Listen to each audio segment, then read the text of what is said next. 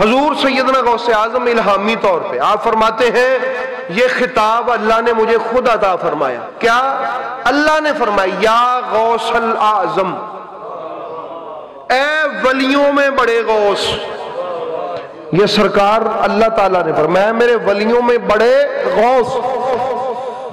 فرمایا فَأَظْهَرْتُ فِي شَيْءٍ مَا أَظْهَرْتُ فِي شَيْءٍ كَظُهُورِي فِي الْإِنسَانِ. فرمایا میں جیسے انسان میں ظاہر ہوا ہوں نا، ایسے میں کسی چیز میں ظاہر ہوا ہی نہیں. اچھا یہ انسان کون ہے؟ کس انسان میں؟ آپ بھی انسان ہیں، میں بھی انسان ہوں. یہ مولوی صاحب بھی انسان ہے، یہ بھی انسان ہے، آپ بھی انسان ہے، وہ بھی انسان ہے، سب انسان ہے. ہر عالم دین، ہر ولی بزرگ سب انسان ہے. یہ کون سا انسان ہے جس میں اللہ ظاہر ہوا ہے؟ پڑھی الرحمن علم القرآن خلق الانسان. اب سب سے پوچھئے کہ یہ جو خلق الانسان ہے اس سے مراد کون سا انسان ہے؟ تو سب مفسرین کہیں گے محمد. رحمان وہ ہے، علم القرآن جس نے خود قرآن پڑھایا ہے، خلق الانسان اور پھر انسانی صورت میں پیدا فرمایا ہے. پڑھایا پہلے ہے، پیدا بعد میں کیا ہے. یہ وہی انسان ہے. فرمایا جس طرح کے جلوے میری ذات کے تم نے حضرت انسان میں دیکھے ہیں، یعنی محمد مصطفیٰ میں، اس طرح کے جلوے میرے کسی انسان میں نظر نہیں آئے. انسان کا معنی سمجھ لیا؟ وہ انسان کا معنی سمجھا؟ فرمایا میں اگر ظاہر ہوا ہوں تو ایک انسان میں. یہاں الانسان ہے نا، الانسان، انسان یا انسانون نہیں ہے، یعنی کوئی بھی انسان. الف لام الانسان، وہ خاص کون سا انسان ہے؟ فرمایا میرا محمد صلی اللہ علیہ وآلہ وسلم. تو اس لیے احباب گرامی ایک اور جو شعر ہے وہ بھی سماعت فرمائیے اپنا، بلکہ حکم سرکار غوث پاک رضی اللہ تعالیٰ عنہ کا. آپ فرماتے ہیں ثم سألت، میں نے عرض کیا، سوال کیا. فرمایا کہ یا رب من ای شیء خلقت الملائکہ. یا اللہ میرا سوال ہے، حضور غوث پاک پوچھتے ہیں کہ یہ جو فرشتے ہیں یہ تو نے کس چیز سے بنائے ہیں؟ بڑی عالی شان مخلوق ہے تیری، بڑی شان والے ہیں یہ فرشتے، بڑی ان کو عظمت تو نے دی ہے. عبادت کرتے ہیں تو کیے ہی جاتے ہیں، تیرے فرما بردار ہیں، جھکے ہوئے ہیں تو جھکے ہوئے ہیں، کھڑے ہیں تو کھڑے ہیں، سجدے میں ہیں تو سجدے میں ہیں، سوتے نہیں ہیں، کھاتے پیتے نہیں ہیں، ان کو کوئی خواہش نہیں ہے. کس چیز سے بنے ہیں؟ جدا عقیدہ تو قادہ بنے ہیں. یہ من ای شیء خلقت الملائکہ، ان فرشتوں کو کس چیز سے بنایا ہے تو نے؟ تو فرمایا جواب آیا قالا لی یا غوث الاعظم، اے غوث اعظم مجھے اللہ نے فرمایا خلقت الملائکۃ من نور الانسان، میں نے نا فرشتوں کو انسان کے نور سے بنایا ہے. کس کے نور سے؟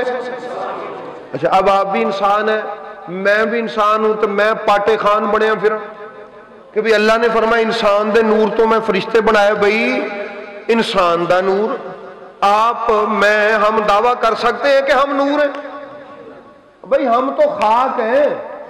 ہم کیا ہیں؟ ہم خاک ہیں. تو پھر اس انسان پر بھی توجہ جائے گی.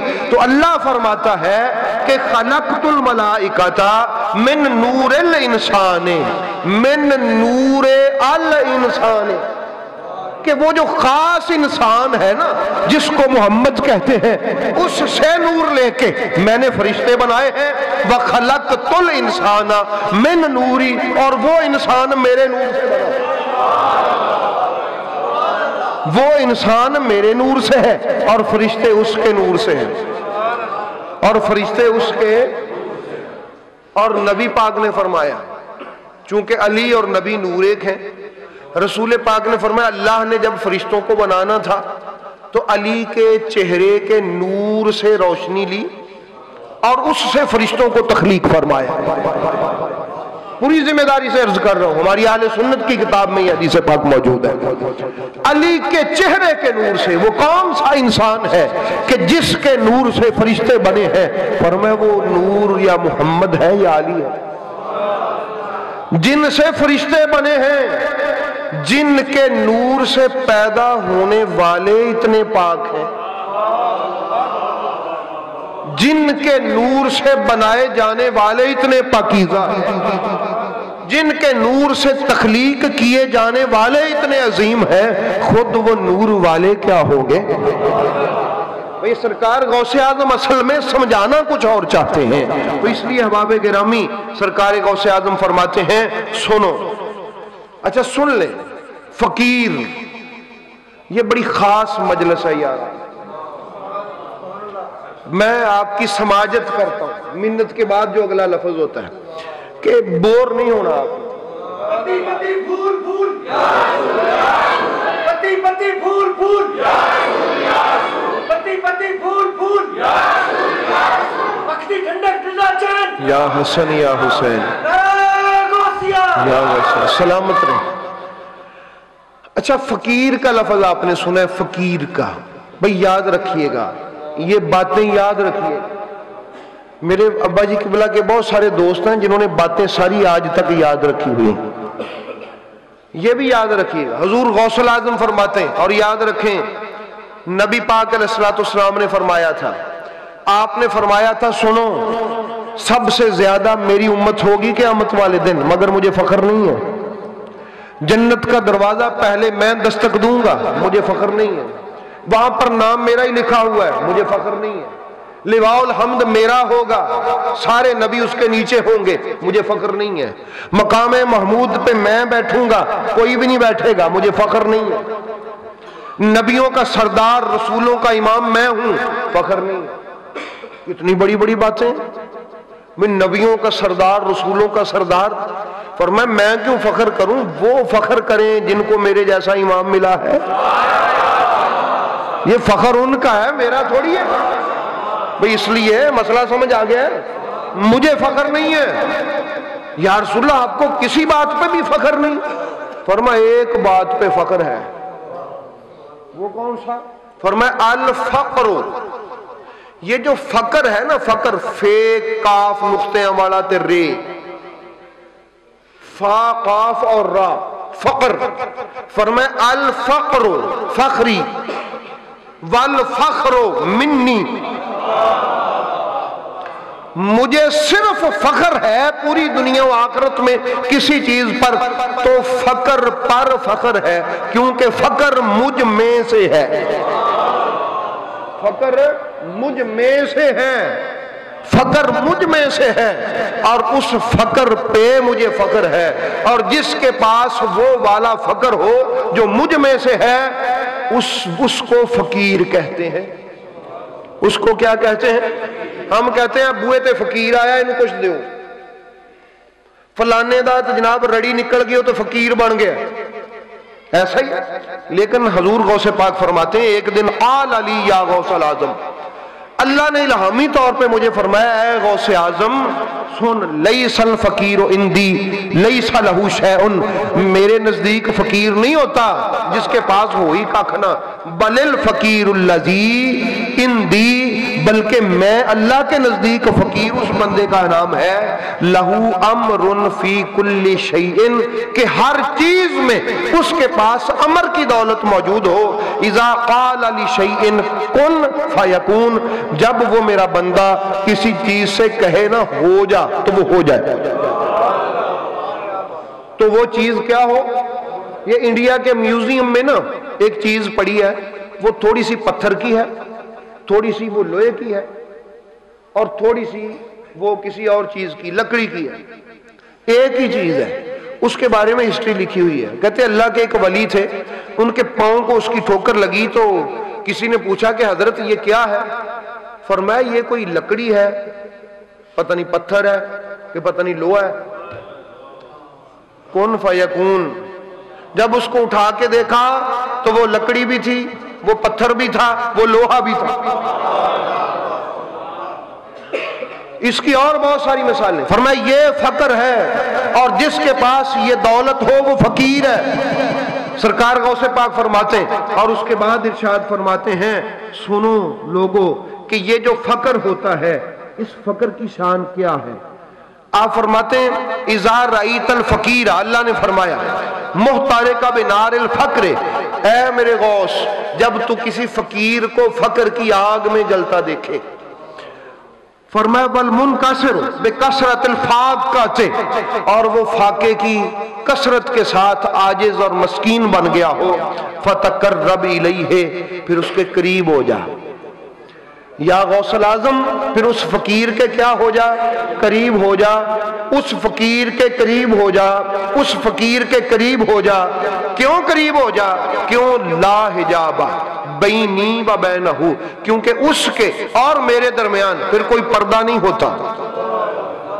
میرے فقیر کے درمیان اور میرے درمیان کوئی پردہ نہیں ہوتا.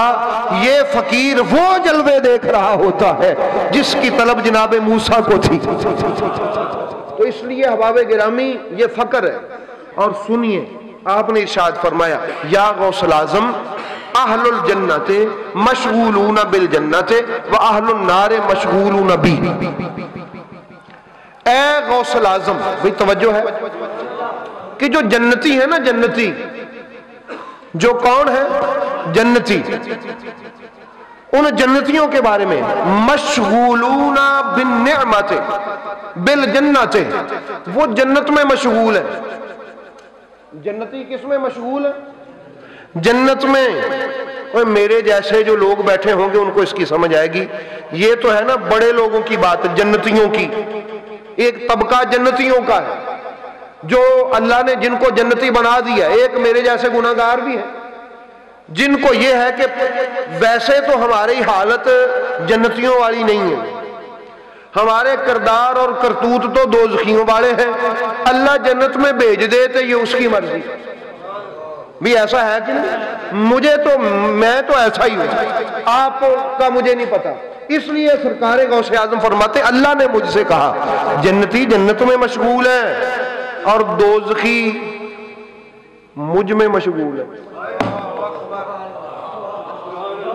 جنت میں یہ بھی، جنت میں یہ بھی، جنت میں یہ بھی. جنتی اس میں مشغول، اور جو دوزخی ہیں یعنی جو کہتے ہیں کہ میں دوزخی ہوں چلا جاؤں تو یہ اس کی مہربانی ہے.